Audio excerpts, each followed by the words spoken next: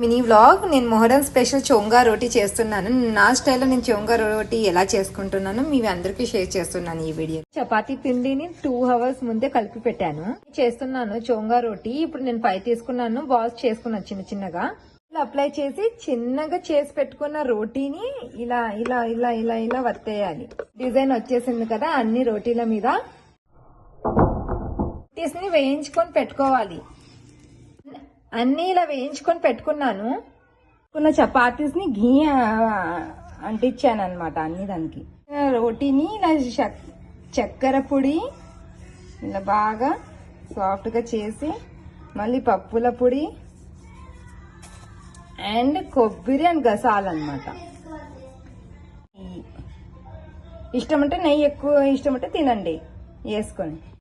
టేస్టీగా రెడీ అయిపోయినా. I hope you like this video. Thanks for watching. Like, share and subscribe. అందరికీ happy Muharram.